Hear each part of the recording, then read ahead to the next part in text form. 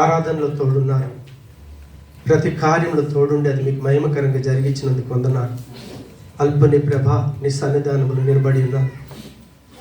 పరిశుద్ధాత్మదేవ, నేను మీరు కలిసి పరిచయం చేయటకి ఇచ్చిన భాగ్యం కొరకు నీకు వందనాలు.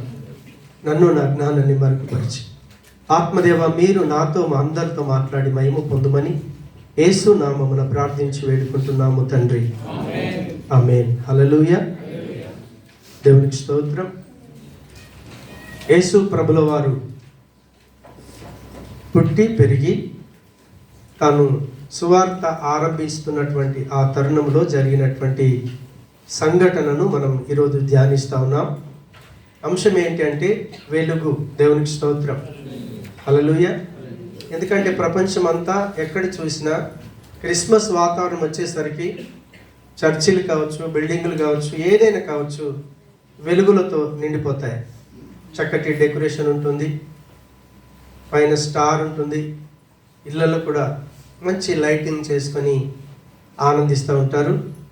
కాబట్టి వెలుగును గురించినటువంటి విషయం కనుక మనకు తెలియకపోతే మనం అనుకుంటున్నటువంటి వెలుగే నిజమైన వెలుగు అనుకొని మోసపోయే అవకాశం ఉంది. ఎందుకంటే ప్రపంచం ఆ రీతిగా నడుస్తూ ఉంది. క్రిస్మస్ అనగానే ఒక 1 month 2 months ముందు నుంచే ఈ డెకరేషన్స్ అన్నీ మనం చూస్తూ ఉంటాం.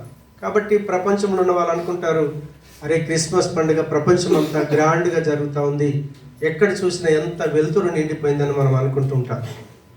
అయితే వెలుగు ఏంటి అనేది మనకు అర్థం కావాలి. ప్రభు అయినటువంటి యేసు క్రీస్తుల వారు ఈ లోకానికి వచ్చినప్పుడు ఆయన స్వయంగా చెప్పుకున్నటువంటి మాట యోహాను సువార్త 8:12 కావచ్చు, 9:5 వెళ్ళి మనం చూస్తే, నేను ఈ లోకానికి వెలుగును. దేవునికి స్తోత్రం. హల్లెలూయా. అయితే ఇక్కడ ఉన్నటువంటి సందర్భం, ప్రభు అయినటువంటి యేసు క్రీస్తుల వారు నజరేతు నుంచి కపెర్నహూముకు వస్తూ ఉన్నాడు. ఆయన యెరూషలేములో బాప్తిసం ఇచ్చిన యోహాను పట్టుకున్నాడు రాజు అని చెప్పి వర్తమానం వచ్చింది. ఆ సందర్భంలో తను కపెర్నహూముకు ప్రయాణమై వెళ్తా ఉన్నాడు. 13-12 యోహాను చెరపట్టబడిన యేసు విని గలీలకు తిరిగి వెళ్ళి నజరేతు విడిచి జెబులూను నఫ్తాలి అను దేశముల ప్రాంతములలో సముద్ర తీరమందలి కపెర్నహూముకు వచ్చి కాపురముండెను. దేవునికి స్తోత్రం. చూడండి, యేసు ప్రభుల వారు నజరేతులు ఉన్నాడు, అందరికీ తెలుసు. మళ్ళీ అక్కడి నుంచి మకాం మార్చాడు. తాను నివాసం చేసే ప్రదేశాన్ని మార్చుకున్నాడు. దేవునికి స్తోత్రం. కాపురం అంటే నివసించటం. మేము వచ్చి ఇండియా నుంచి వచ్చి షార్జా, ఈ యర్ముక్ ప్రాంతంలో కాపురం ఉన్నాం. ఇక్కడ ప్రాంతంలో కాపురం ఉంటే ఇక్కడున్న చాలా మందితో నాకు రిలేషన్ ఏర్పడింది. రెండవది, నేను ఎవరెవరితో రిలేషన్ కలిగి ఉన్నానో నేనేంటో వాళ్ళకు తెలుసు. దేవునికి స్తోత్రం. చాలామంది ప్రాంతం రోడ్ల నుంచి ఎక్కడెక్కడ అవసరంతో వెళ్తూ ఉంటామో వాళ్ళందరితో పరిచయం అయింది. ఈ ప్రాంతంలో ఉన్న చాలామంది నాకు తెలుసు. దేవునికి స్తోత్రం. యేసు ప్రభుల వారు కూడా నజరేతు నుంచి కపెర్నహూముకు వచ్చాడు. అది గలీలా సముద్రానికి ఆ తీరం వెంబడి పశ్చిమోత్తరంలో ఉన్నటువంటిది అనమాట. దేవునికి స్తోత్రం. అది ఏ ప్రాంతంలో ఉందంటే దానికి ఆనుకున్న ప్రాంతాలు కూడా ఇక్కడ రాశాడు. ఏమేమి రాశాడు? జెబులూను, నఫ్తాలి. దేవునికి స్తోత్రం. అయితే జెబులూను దేశమును, నఫ్తాలి దేశమును, యోర్దానుకు ఆవరణ ఉన్న సముద్ర తీరమున అన్యజనులు నివసించు గలిలయ చీకటిలో కూర్చుండిన ప్రజలను గొప్ప వెలుగు చూచిరి. మరణ ప్రదేశంలోను మరణఛాయలు కూర్చుండిన వారికి వెలుగు ఉదయించెను. దేవునికి స్తోత్రం. అంటే ఆ ప్రాంతం అంతా కూడా యూదులు ఉన్నారు, యూదేతరులు ఉన్నారు. మనం అన్యజనులు అంటాం. మనం అన్యజనులు, వాస్తవంగా యూదులం కాదు. మనకు దేవుడి గురించిన అంత అవగాహన లేదు. యేసు ప్రభు గురించినటువంటి లేఖనాలు కానీ ప్రవచనాలు కానీ అన్యులైన మనకు తెలియదు. కానీ ఇజ్రాయెల్ ప్రజలకు తెలుసు. దేవునికి స్తోత్రం. హల్లెలూయా. అయితే మనం ఈ 12 నుంచి 14 దాకా 15 దాకా చూస్తే యేసు ప్రభు ఆ ప్రాంతానికి ఎందుకు వెళ్ళాడు అని అంటే దానికి రీజన్ ఉంది. ఏంటి రీజన్? యేసు ప్రభుల వారు పుట్టకంటే దాదాపు 750 సంవత్సరాల ముందు యెషయా అనే ప్రవక్త ఆల్రెడీ ప్రవచించాడు. హల్లెలూయా. ఆయన ఆ ప్రాంతాన్ని విడిచి ఆ కపెర్నహూము ప్రాంతానికి, జెబులూను నఫ్తాలి ప్రాంతాలకు వెళ్తాడని యెషయా 9:1-2 రాయబడి ఉంది. కాబట్టి ఆ ప్రవచనం నెరవేర్చబడాలి కాబట్టి ఆయన అక్కడికి వెళ్ళాడు. దేవునికి స్తోత్రం. చూడండి, ఆయన ఆ ప్రాంతంలో కాపురం ఉన్నాడు. కాపురం ఉన్న తర్వాత ఆయన సువార్తను ఆరంభించాడు. దేవునికి స్తోత్రం. మన కిందికి వచ్చేసరికి 16-17. అప్పటి నుండి యేసు పరలోక రాజ్యం సమీపించినది గనుక మారు మనసు పొందుడని చెప్పుచు ప్రకటింప మొదలుపెట్టెను. మీరు ఆ సీక్వేషన్ గమనించాలి. యేసు ప్రభుల వారు వచ్చి ఒక ప్రాంతంలో నివాసం చేశాడు. రెండవదిగా అక్కడికి వెళ్ళటానికి కారణం ప్రవచనం నెరవేర్చబడాలి. మూడవదిగా అక్కడ నివసించిన తర్వాతనే సువార్త ప్రకటించాడు. సువార్త ప్రకటించిన తర్వాత జరిగిన సంఘటన ఏంటంటే 18-22 దాకా చూస్తే సీమోను ఆంద్రేయ కావచ్చు, అదే రీతిగా యాకోబు యోహాను కావచ్చు. యేసు ప్రభుల వారు ఇలా సువార్త ప్రకటించేసి మీరు నాతో రండి అన్నాడు. అంతే. స్పాట్లో యేసు ప్రభును వెంబడించారు. సరే, ఏమన్నా మాయ చేశాడంటారా? ప్రకాష్ కమ్మన్ అన్నాడు, మాట్లాడలే, వచ్చేసాడు ఆయన. ఎందుకు వచ్చి ఉంటాడంటారు మీ ఆలోచనలో? చాలామంది ఏమంటారు, అడేమో చేశాడండి. ఏం చెప్తే ఇంకా ఫ్యామిలీస్ మధ్యలో ఉంటారు, నా కొడుకు ఏమో చేసిందండి, భార్య మాట కాదండి, ఏమో పెట్టేసింది, ఏమో చేసేసింది. కొంతమంది చూడండి, ఏదైనా జాదు వాళ్ళ దగ్గరికి వెళ్తాం కదా, వాళ్ళు మనల్ని లోపరుచుకునేటటువంటి శక్తులు వాళ్ళకు ఉంటాయి. అది సైతాన్ చేసే పని. కానీ దేవుడు అలాంటి వాడు కాదు. మరి మీరేమనుకుంటున్నారు అసలు?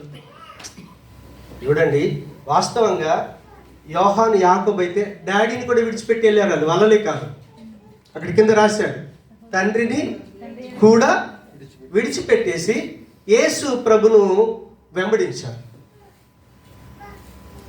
మీరు ఇన్ని సంవత్సరాల మీ అనుభవంలో బైబిల్ చదువుతూ ఉన్నారు, యేసు ప్రభుని నమ్ముకునే సంవత్సరాలు గడుస్తూ ఉన్నాయి.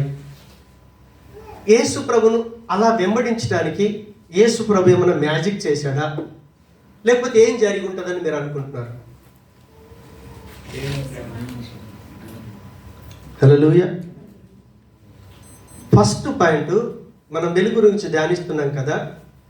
యేసు ప్రభుల వారు ఎందుకు వాళ్ళ మధ్య కాపురం ఉన్నాడు అనేది మనకు అర్థం కావాలి. ఫస్ట్ పాయింట్, యేసు ప్రభు నజరేతులో కావచ్చు, కపెర్నహూములో కావచ్చు, ఆ గలీలే ప్రాంతం అంతట్లో కూడా ఆయన కాపురం ఉండటానికి రీజన్ ఏంటి ఫస్ట్ మనకు తెలియాలి. రెండవదిగా చూస్తే యేసు పిలువంగానే అసలు ఎందుకు వెంబడించారు.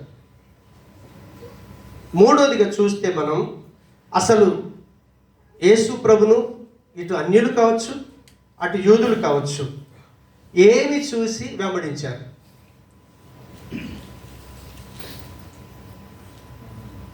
హల్లెలూయా. అద్భుతాలు. దేవునికి స్తోత్రం. హల్లెలూయా. ఇప్పుడు వాక్యం వెలుగులోకి మనం చూద్దాం. చాలా సంతోషం.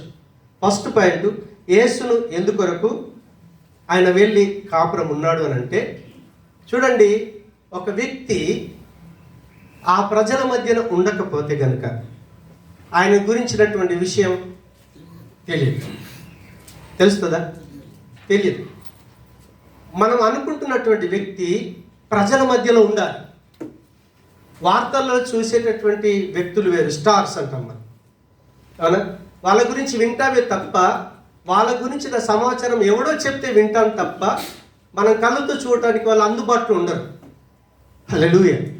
కానీ యేసు ప్రభుల వారు దేవుడై ఉండి కూడా ఆయన మనిషిగా ఈ లోకానికి వచ్చాడు కాబట్టి ఆయన ఏం చేశాడంటే, ఎక్కడైతే దేవుడు ఎరగని ప్రజలు ఉన్నారో, ఎక్కడైతే పాపము నాశనం చేసి నరకానికి తీసుకుని వెళ్తున్నటువంటి ప్రజలు ఉంటున్నారో, ఎక్కడైతే దేవుడు తెలిసి కూడా దేవుని ఇష్టానుసారంగా జీవించలేకపోతున్నారో, వాళ్ళ మధ్యకు వచ్చి యేసు ప్రభుల వారు తన వ్యక్తిగత జీవితాన్ని చూపించాడు. ఆయన దేవునికి స్తోత్రం.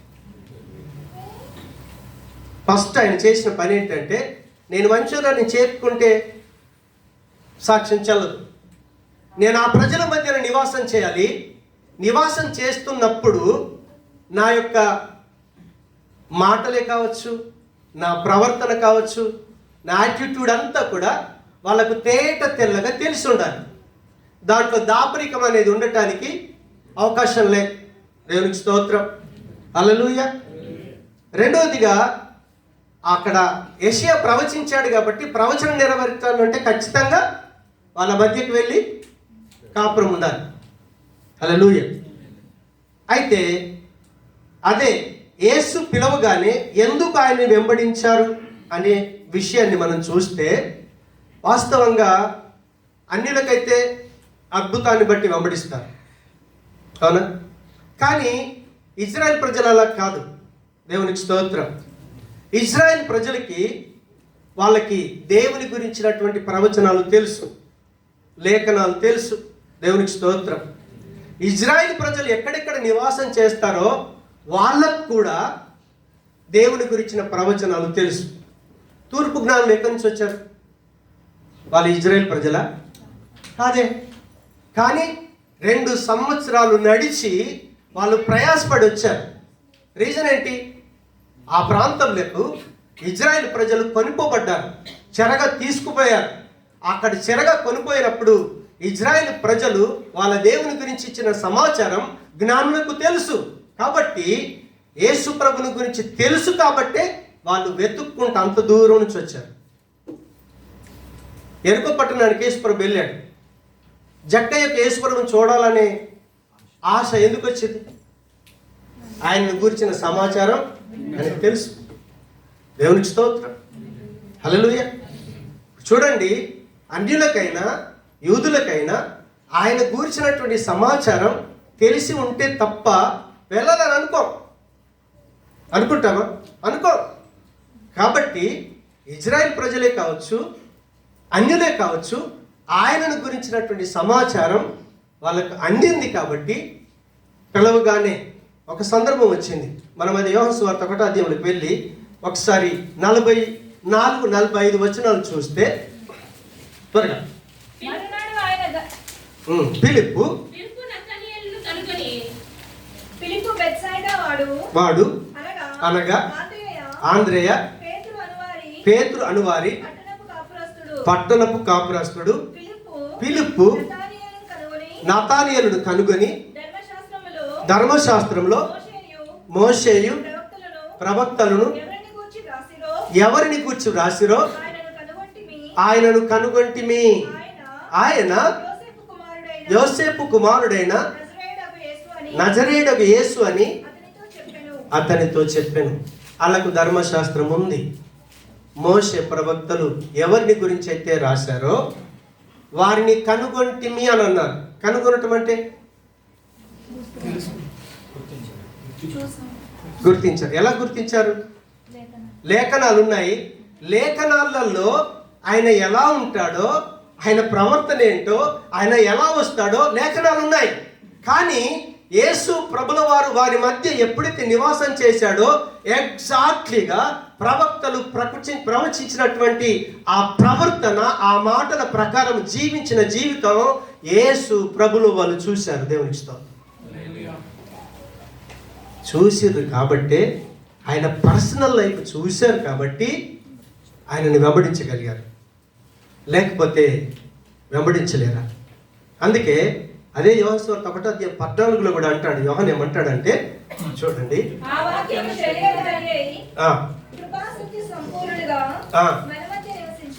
మన మధ్య నివసించెను, తండ్రి వలన కలిగిన అద్వితీయ కుమారుని మహిమ వలె మనము ఆయన మహిమను కనుగొంటిమి.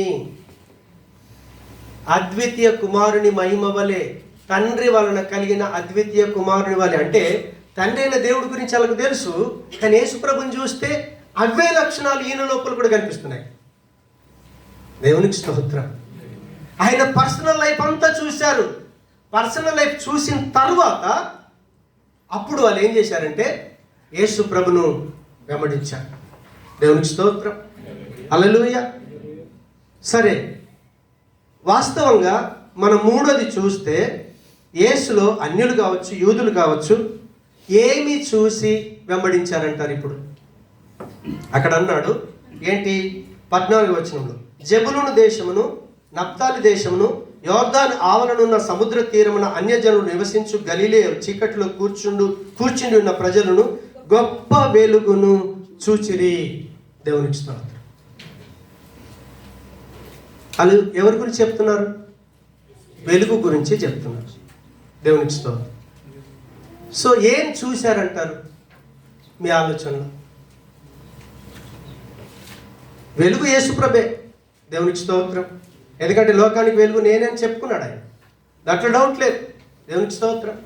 కానీ అక్కడ కూర్చున్నటువంటి ప్రజలు ఖచ్చితంగా చెప్తున్నారు ఏంటిది, ఖచ్చితంగా ఆయన లోపల వెలుగును చూశామని అక్కడ ఖచ్చితంగా రాయబడి ఉంది. సరే, ఏం చూసి ఉంటారు వెలుగంటే? మీరు ఏమనుకుంటున్నారు? చమక్ చమక్ షర్ట్ వేసుకొని, లేకపోతే లైటింగ్ పెట్టుకొని. చూడు, దూత వచ్చినప్పుడు మీరు గమనించండి, గొల్లలకు దూత కనిపించినప్పుడు చుట్టూరా ప్రకాశమానం ఉంది. కానీ యేసు ప్రభు ఆ సీన్ లేదు. ఎందుకంటే ఆయన మనిషి. దేవునికి స్తోత్రం. ఆయన చుట్టూ మహిమ లేదు, పెద్ద వెలుగు లేదు, ఏమీ లేదు. కానీ ప్రజలు చెప్తున్నారు మేము వెలుగును చూచితిమి. ఇంకా కింద ఏమంటున్నాడు అక్కడ, వెలుగు వారికి ఉదయించెను. వాళ్ళు వెలుగును చూసామని చెప్తున్నారు, వెలుగు వారికి ఉదయించెనని కూడా వాక్యం స్పష్టంగా చెప్తా ఉంది. వెలుగంటే ఏమనుకుంటున్నారు మీ అందాద, మీరు మీ మనసులో? వాక్యం. ఓకే, వాక్యంలో వెలుగు అంటే ఏమని ఉన్నది అనేది మనం చూస్తే అప్పుడు అర్థమైంది. అవునా కదా? ఎఫెసీ 5:9 ఒకసారి చూద్దాం త్వరగా. వెలుగు ఫలము సమస్త విధములైన మంచితనము, నీతి, సత్యమను వాటిలో కనబడుచున్నది. ఇప్పుడు వెలుగు ఫలము, అక్కడ చూసిన ప్రజలు ఏమంటున్నారు? మేము వెలుగును చూసాం. యేసు ప్రభుల వారు వారి మధ్యన కాపురం ఉన్నాడు, అన్యులు చూస్తూ ఉన్నారు, యూదులు చూస్తూ ఉన్నారు. అందరూ చూస్తున్నప్పుడు చెప్తున్నటువంటి సాక్ష్యం ఏంటిదంటే ఆయన లోపల వెలుగు చూశారు. వాక్యం ప్రకారంగా వెలుగంటే ఏంటిది? సమస్త విధములైన మంచితనం. దేవునికి స్తోత్రం. ఇప్పుడు చూడండి, మనం ఒక ఏరియాకి వెళ్ళి మనం ప్రభును పరిచయం చేయాలన్నా, సువార్త ప్రకటించాలన్నా మన వ్యక్తిగత జీవితం చాలా ఇంపార్టెంట్. వ్యక్తిగత జీవితం చాలా ప్రాముఖ్యమైనది. అక్కడ వాళ్ళు చెప్తా ఉన్నారు, దేవుని ఎరగని ప్రజలు, దేవుని ఎరిగినటువంటి ప్రజలు కూడా యేసు ప్రభు గురించి ఇచ్చినటువంటి సాక్ష్యం ఏంటిదంటే వాళ్ళు ఆయన లోపల వెలుగును చూశారట. కొంతమందికి వెలుగు ఉదయించిందని చెప్తా ఉన్నాడు. దేవునికి స్తోత్రం. వెలుగంటే ఏంటిదంటే సమస్త విధములైన మంచితనము. దేవునికి స్తోత్రం. ఇప్పుడు ఆయన ఆ నఫ్తాలి, జెబులూను, ఆ కపెర్నహూము, ఆ ప్రాంతాలన్నీ తిరుగుతున్నప్పుడు అక్కడున్న ప్రజలు చూడండి, మీరు ఒక ఏరియాలో తిరుగుతున్నప్పుడు రకరకాల మనుషులు కనిపిస్తారు. రకరకాల మనుషులతో మీకు అనుబంధం ఏర్పడుద్ది, సంబంధం ఏర్పడుద్ది. ఆ సంబంధం ఏర్పడినప్పుడు మీ లోపల ఏం కనిపించాలి? ఫస్ట్ అంటే సమస్త విధములైన మంచితనం. చూడండి, యేసు ప్రభుల వారు ఇప్పుడు అదే సపోజ్ నేను యేసు ప్రభుని నమ్ముకున్నాను అని చెప్పి నేను ప్రజల మధ్య నివాసం చేస్తున్నప్పుడు మీరు బాగా ఆలోచన చేయండి, శ్రద్ధగా వినండి. మన మనుషులం, యేసు ప్రభు కూడా మనిషే. ఎందుకంటే మరి యోసేపుల కుమారుడు. దేవునికి స్తోత్రం. కాబట్టి మనము మనుషులమే, ఆయన మనిషే. సపోజ్ ఆ ప్లేస్లో మనమే తిరుగుతున్నాం అనుకోండి, మన లోపల సమస్త విధములైన మంచితనం కనిపించాలి. అవునా కదా? యేసు ప్రభులో కనిపించింది సమస్త విధములైన మంచితనం. ఎదుటోడు ఆయనతో వాదం పెట్టుకోవచ్చు, లేకపోతే ఆయనతో డిస్కస్ చేసేటప్పుడు ఏదైనా అంటుండొచ్చు, ఏదైనా నచ్చని విషయాలు చెప్పినప్పుడు ఆయనను కొట్టిండొచ్చు, తిట్టిండవచ్చు. అవునా కాదు? ఇప్పుడు నేను ఆయనని చెప్పుకుంటే ఇజ్రాయెల్ ప్రజలు ఏం చేశారు? యూదులు కొండ మీద తీసుకెళ్ళి పడేసి ఫినిష్ చేద్దామని చూశారు. అర్థమైందా? అలా ప్రజల మధ్య నివాసం చేస్తున్నప్పుడు వాళ్ళు చూసింది ఏమిటి అంటే ఎటువంటి మనిషి కలిసినా ఆయన ప్రేమ చూపించాడు. దేవునికి స్తోత్రం. ఆ ప్రజల మధ్యన కాపురం ఉన్నాడు కదా, ఆ ప్రజలందరూ చూస్తున్నప్పుడు ఆయన ఎప్పుడు కూడా ఏదో పొదువైనట్టు లేకపోతే ఏదో కోల్పోయినట్టు జీవించలేదు. ఆయన ప్రతి ఒక్కరిని ప్రేమ చేశాడు. ప్రతి సమయంలో ఆయన సంతోషమైన జీవితాన్ని జీవించగలిగాడు. రకరకాల ప్రజలు ఉన్నారు, అందరితో ఆయన సమాధానంగా ఉన్నాడు. ఆయనకు వ్యతిరేకలే కావచ్చు, ఇష్టపడే వాళ్ళు కావచ్చు, ఇష్టపడని వాళ్ళు కావచ్చు, ఆయనని ఏమన్నా కూడా వాళ్ళను దేవుడు, ఆ ప్రభుల వారు దీర్ఘశాంతంతో మన్నించుకుంటూ వచ్చాడు. ఎవరైనా ఇబ్బందులు చూస్తే వాళ్ళ మీద దయ చూపించాడు ఆయన. అందరికీ ఆయన మంచోడిగానే కనిపిస్తున్నాడు. కీడు చేసే వాళ్ళకైనా మంచి చేసే వాళ్ళకైనా ఆయన లోపల ఏం కనిపిస్తుందంటే మంచితనమే కనిపిస్తుంది. ఆయన ఎవరి విషయంలో పట్టించుకోవట్లేదు, కానీ దేవుని విషయం వచ్చినప్పుడు మాత్రం ఆయన పౌరుషం కలిగి జీవిస్తూ ఉన్నాడు. ఆయనలో సాత్వికం కనిపిస్తాం. ప్రతి విషయంలో ఆయన తండ్రి వైపే చూస్తున్నాడు. ఆయన మీదని ఆధారపడ్డాడు. లోక వస్తువుల మీద కానీ దేని మీద కూడా ఆయన ఆశ పెట్టుకున్నట్టుగా చూడలేక. దేవునికి స్తోత్రం.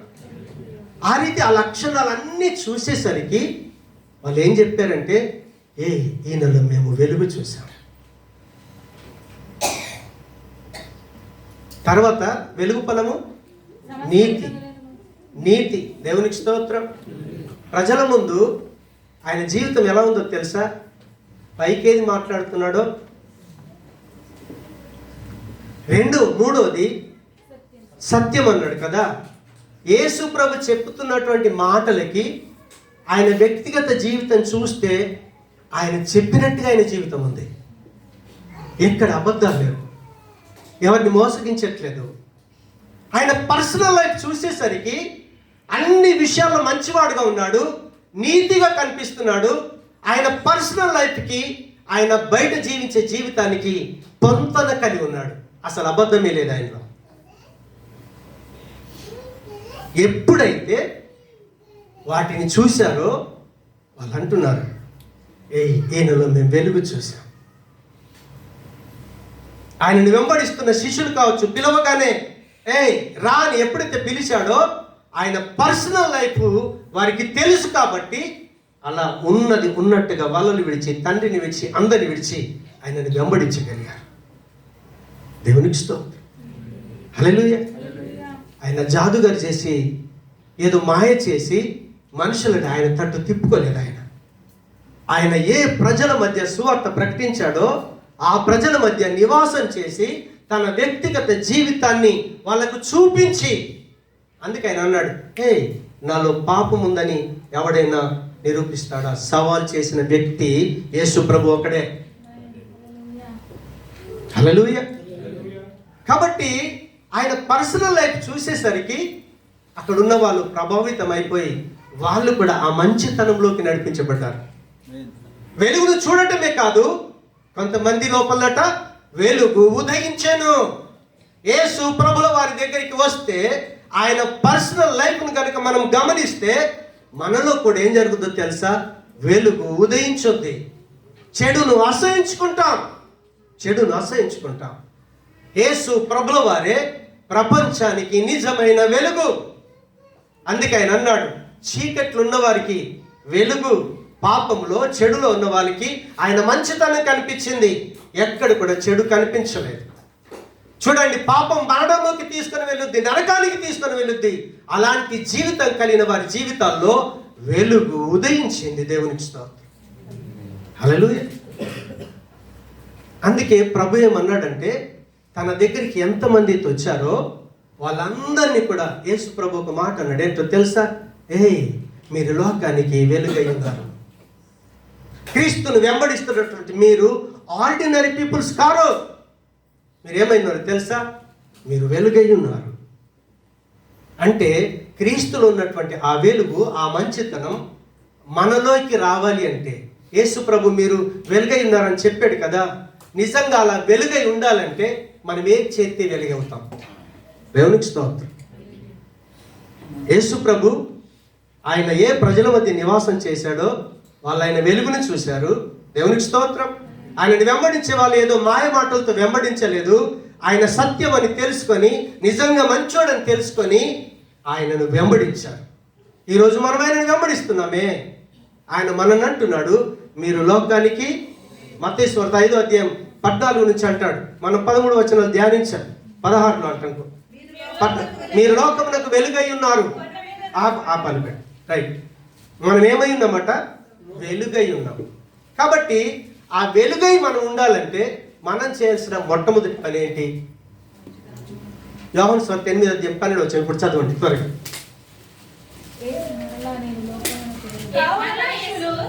కావున నేను లోకమునకు వెలుగును, నన్ను వెంబడించువాడు చీకటిలో నడవక జీవపు వెలుగు కలిగి ఉండునని వారితో చెప్పెను. నన్ను వెంబడించువాడు. దేవునికి స్తోత్రం.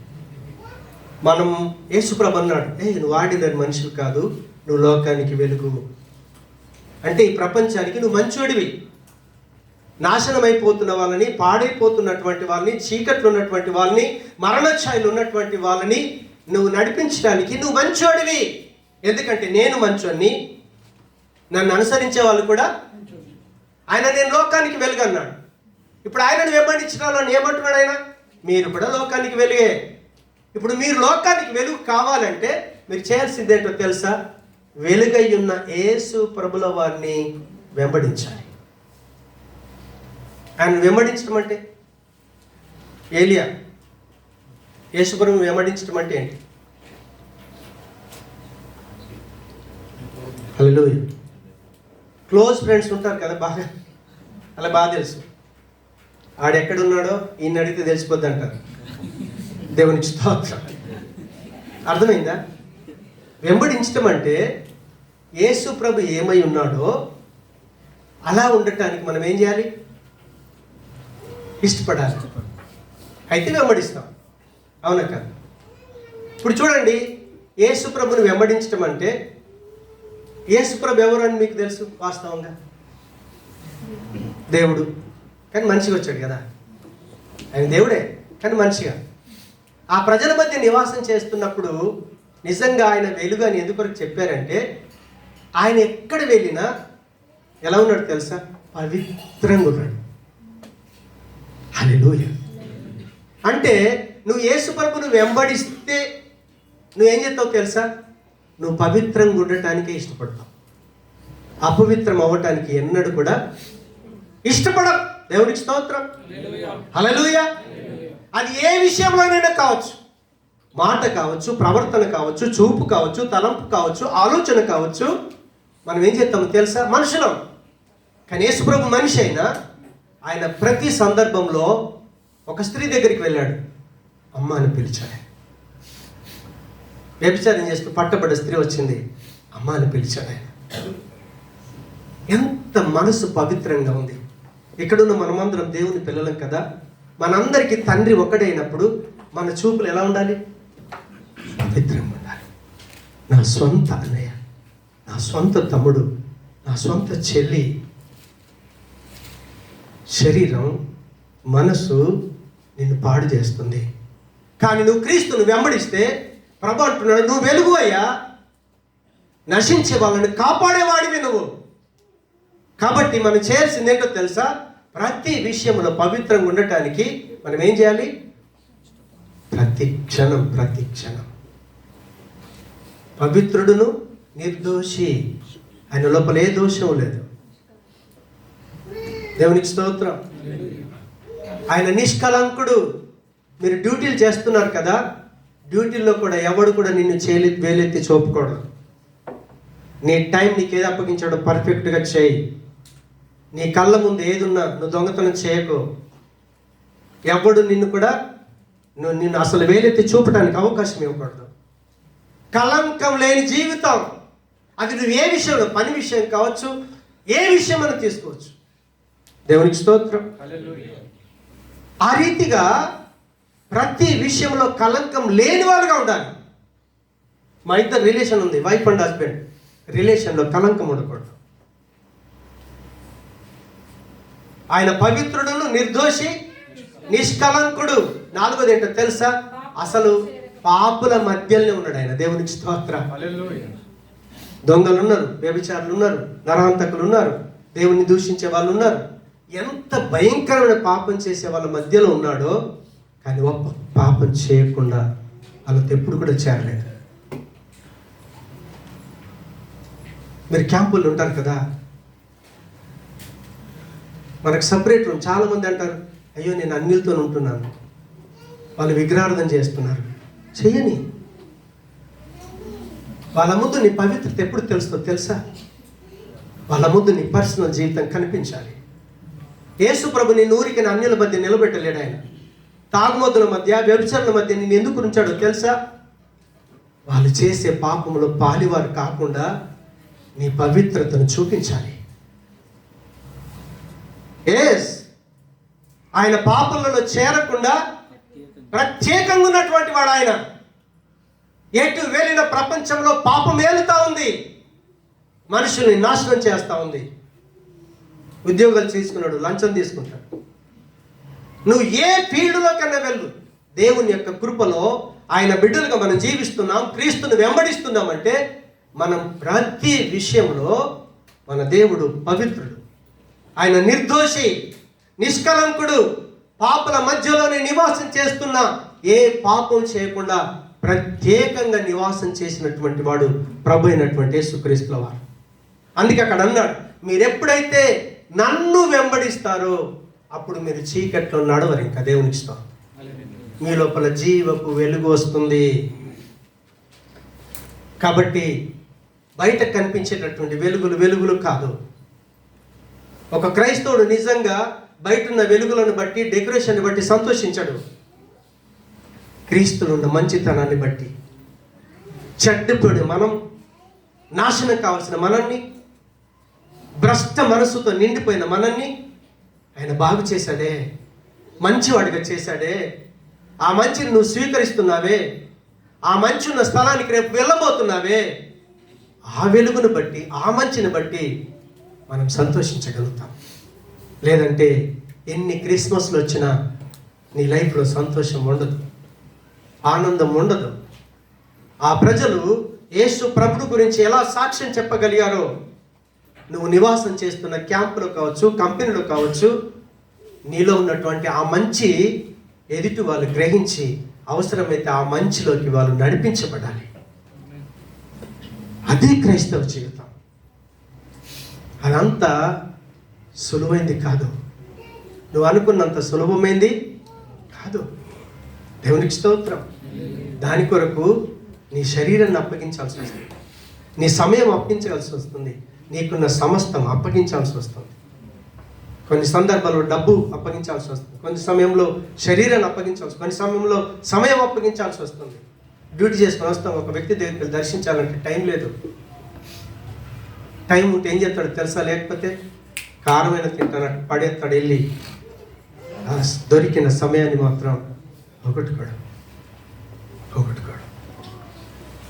వెలుగైన వ్యక్తి వెలుగు దగ్గరికి రాకుండా మానడం, వాడిని బ్రతిమాలాల్సిన పని లేదు. ఏ రీజన్ చెప్పడు, ఇంకప్పుడు చెప్పడానికి ఉండదు కూడా. కాబట్టి ఆయన నిజమైన వెలుగు. ఆ వెలుగు ప్రపంచ ప్రజల మధ్య నివాసం చేశాడు. తన వ్యక్తిగత జీవితంలో ఉన్న మంచిని చూపించాడు. ఆయన మంచిని చూపించిన తర్వాత మంచి మాటలు ప్రకటించాడు. అప్పుడు వాళ్ళు ఆయనను వెంబడించగలిగారు. ఈరోజు నిజంగా ఆయనను వెంబడించే వాళ్ళమే అయితే, క్రీస్తుకు సంబంధించిన వారమే అయితే, క్రైస్తవులమే అయితే, మనం అన్ని విషయాల్లో ప్రభుని వెంబడించాలి. పవిత్రతలో నిష్కలంకంగా, నిర్దోషులుగా పాపల మధ్య నివాసం చేస్తున్నాం. కానీ ఆ పాపపు పనులు చేయకుండా మనం ప్రత్యేకంగా జీవించగలిగిన రోజు నీ క్యాంప్లో నువ్వే వెలుగై ఉంటావు. నీ కంపెనీలో నువ్వెక్కడ పని చేస్తున్నావో, నువ్వు పనిచేసే యజమానుల ఇంట్లో ఆ రోజు ఆ చిన్నది ఉన్నదే, ఇజ్రాయేలు బానిసలాగా, ఆ పాపలాగా మనం వెలుగై జీవించగలుగుతాం. అందుకే పౌలు అన్నాడు, నేను క్రీస్తును వెంబడిస్తున్నాను. మీరు నన్ను వెంబడించండి. మనమందరం వెంబడించాల్సింది యేసు ప్రభుల వారిని మాత్రమే. అప్పగించుకుందాం, అప్పగించుకుందాం, అప్పగించుకుందాం, అప్పగించుకుందాం. ప్రేమ కలిగిన మా కృపా కనికరం గల మా దేవా, మీకు వందనాలయ్యా. మేము వెలుగును గురించి ధ్యానిస్తా ఉన్నాం. ఆ వెలుగు నువ్వేనని వాక్యంలో చూసాం. నువ్వెందుకు వారి మధ్య కాపురం ఉన్నావో ఆ కారణం చూసాం. నువ్వు పిలువగానే ఎందుకైనా నిన్ను వెంబడించారో వారందరూ, అది మేము చూసాం.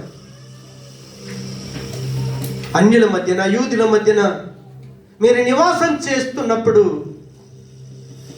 ఏ వెలుగైతే చూశారో, నీలో ఉన్న మంచి, నీలో ఉన్నటువంటి నీతి, నీ వ్యక్తిగత జీవితం సత్యమై ఉంటుండగా, అయ్యా ప్రపంచం ఈరోజు నీ వెంట వెళ్తా ఉందయ్యా.